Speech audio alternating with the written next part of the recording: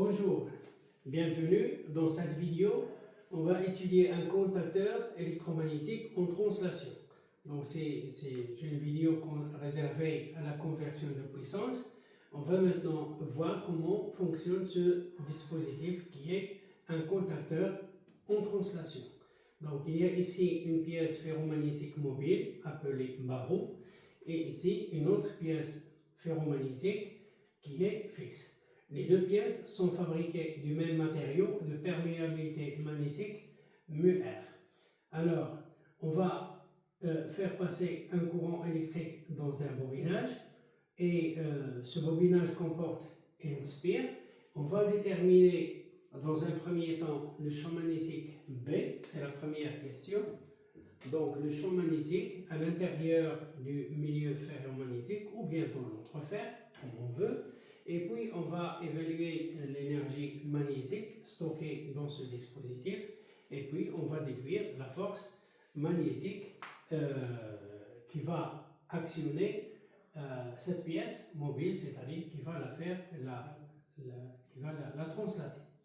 Bien, maintenant on peut faire le choix, donc selon ce qu'on veut.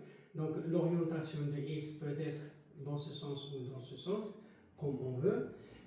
L'orientation de la même manière de ce courant-là, c'est-à-dire on peut prendre le courant dans ce sens-là, lorsqu'on le fait passer comme ça, ou bien dans le sens inverse, c'est-à-dire dans ce sens-là. Si je le fais passer dans ce sens, et donc j'aurai une excitation magnétique dans ce sens. Bien. Maintenant, comment déterminer le champ magnétique B? Pour déterminer le champ magnétique B, il faut déterminer d'abord H. Pour déterminer H, il faut passer par le théorème d'Ampère. Alors, que dit le théorème d'Ampère?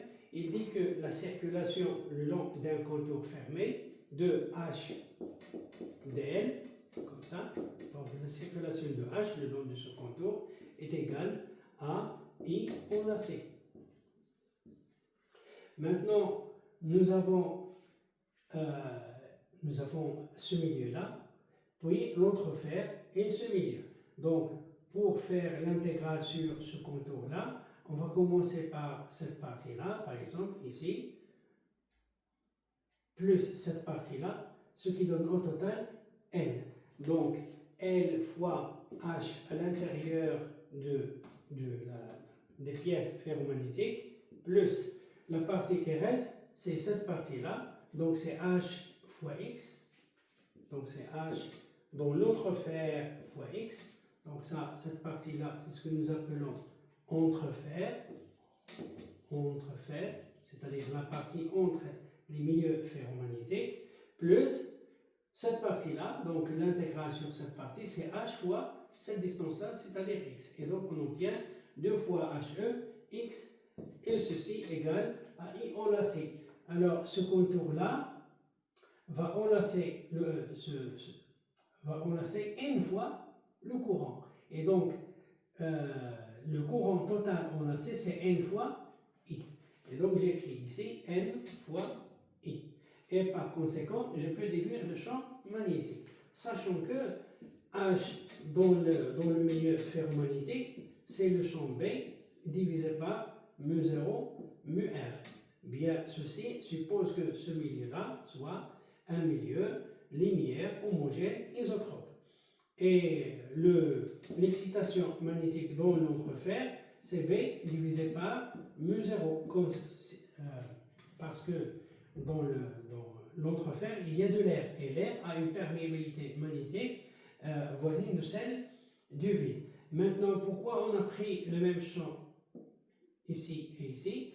Parce que, en fait, dans cette partie-là, donc à l'intérieur, nous avons un champ magnétique qu'on note BI, et à l'extérieur, nous avons un champ magnétique BE. Si je considère ici cette section-là et cette section, je peux fabriquer une surface fermée. Or, l'intégrale sur une surface fermée du champ magnétique est égale à 0. Ceci est dû au fait que divergence de B égale à 0.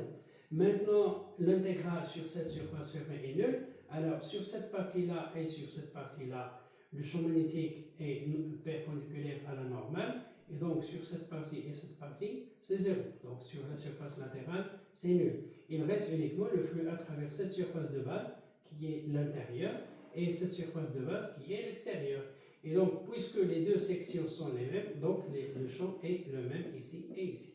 Et par suite, je n'ai pas besoin de préciser est-ce que j'ai un champ à l'extérieur, c'est-à-dire dans l'entrefer, ou à l'intérieur du milieu ferromagnétique. Donc j'ai la même chose. Et par suite, je remplace ici, donc L fois B, divisé par mu0, mu R, plus 2 fois B sur mu0 fois X, égale à NI. Et par conséquent, je multiplie le taux par mu0, mu R, et donc je déduis B égale mu0, mu R fois NI, le taux divisé par, j'obtiens ici L plus 2 fois mu R fois X. Voilà le champ magnétique à l'intérieur de l'entrefer, c'est-à-dire dans l'entrefer ou bien à l'intérieur du milieu ferromagnétique. Maintenant, il faut déduire l'énergie magnétique. Alors, c'est quoi l'énergie magnétique par définition? Donc, l'énergie magnétique stockée dans une bobine, c'est quoi? C'est 1/2 L I au carré.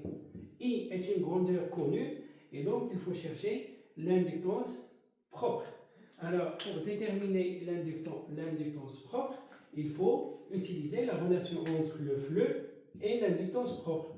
Alors, cette relation, c'est que le flux magnétique égale à quoi? Égale à L fois I. Donc, on utilise la relation de proportionnalité entre le flux du champ magnétique et l'intensité de courant. Ok.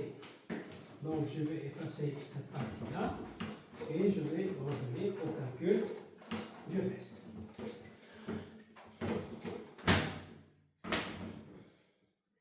Bien. Donc, le flux du champ magnétique à travers le bobinage. Nous avons ici N spire. Donc, le flux, c'est N fois le flux à travers une spire. Comme ça, le flux à travers une spire, c'est l'intégrale de B ds. Et puisque on admet que les lignes de champ restent régulières, et donc je peux écrire quasiment le flux égal à B fois S. Et donc on obtient ici NBS, et je remplace B par son expression. Et donc j'obtiens mu0, mu R, fois N au carré, fois S, le tout divisé par L plus 2 fois mu R fois X. Comme ça. Le taux fois I. Maintenant, le flux phi, c'est quoi? C'est une quantité L fois I. Et donc, je peux déduire le L ici, qui est ce coefficient-là. Donc, l'inductance propre L est égale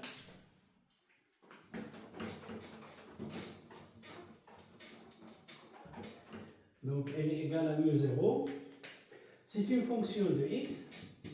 C'est mu0 mu R fois N au carré fois S, le tout divisé par N plus 2 mu R fois X. Maintenant, vous constatez que l'inductance propre de la bobine est une fonction de X et elle décroît en fonction de X. Alors, si X tend vers l'infini, c'est-à-dire si on éloigne cette pièce mobile qui est retenue par le ressort, on constate que l'inductance propre tend vers 0. Donc pour x très grand, l'inductance L tend vers 0. Bien, L ici n'est pas une constante, mais elle est variable. Pourquoi? Parce qu'il s'agit d'un circuit magnétique déformable. Bien, maintenant pour déterminer l'énergie magnétique, il suffit d'utiliser la relation E magnétique égale 1/2 L I au carré. Donc c'est 1/2 L, c'est-à-dire cette quantité, mu0, mu R, fois N au carré fois S divisé par L plus 2 fois mu R X fois I au carré. Bien, ça c'est l'énergie magnétique. Vous avez constaté maintenant que cette énergie magnétique dépend d'un paramètre géométrique, de deux paramètres géométriques, S qui est la section du milieu ferromagnétique ou du bobinage, et le X, c'est-à-dire cette distance-là, c'est-à-dire la taille de l'entrefer. Donc on peut modifier cette énergie en modifiant soit X, soit la section pour une intensité connue. Maintenant, le nombre de bobinages, vous pouvez le constater ici, il intervient par un carré. C'est-à-dire que si vous avez 100 spires et vous prenez 200 spires, donc si vous doublez le nombre de spires, l'énergie est multipliée par 4. Et c'est pourquoi vous constatez que dans la pratique, on utilise un nombre très important de spires, c'est-à-dire un bobinage réalisé par machine, pour obtenir une énergie magnétique très importante. Maintenant, comment on détermine la force magnétique dans la question 3? La force magnétique est déterminée par une formule. Alors, la formule déjà vue dans le cours, c'est E magnétique. Donc, E magnétique X égale, F magnétique X plutôt. Donc, F magnétique X égale à la dérivée partielle de l'énergie magnétique par rapport à la variable X. Tout ceci en gardant l'intensité constante. Maintenant, lorsqu'on calcule cette dérivée, on obtient ici moins 2, donc c'est moins 2 se simplifie avec 2, il reste mu R au carré, il y a ici mu 0, N au carré, S divisé par L plus 2 mu R X, le tout au carré, fois I au carré. Donc ça, c'est la dérivée de l'énergie magnétique par rapport à X. Et donc, vous constatez ici que Fx, cette force magnétique, est négative. Donc Fx, cette composante, est négative, c'est-à-dire dans le sens opposé de X. Ça veut dire que cette force-là est orientée dans ce sens. Donc la force magnétique est une force attractive. C'est pourquoi, lorsqu'on fait passer le courant électrique dans ce sens-là ou dans le sens inverse, vous pouvez ici constater que ça ne dépend pas du sens du courant. C'est-à-dire que le courant intervient par un carré. Et donc, la force magnétique est attractive. C'est-à-dire que vous faites passer le courant dans n'importe quel sens, vous aurez une attraction. Bien, maintenant, qu'en est-il s'il s'agit de la rotation, si nous avons un contacteur par rotation? Lorsque nous avons un contacteur par rotation, il suffit de calculer le couple plutôt que la force magnétique. Donc le couple magnétique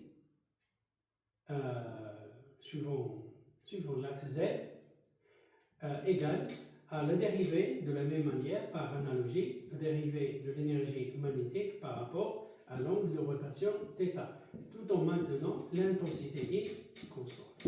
Voilà.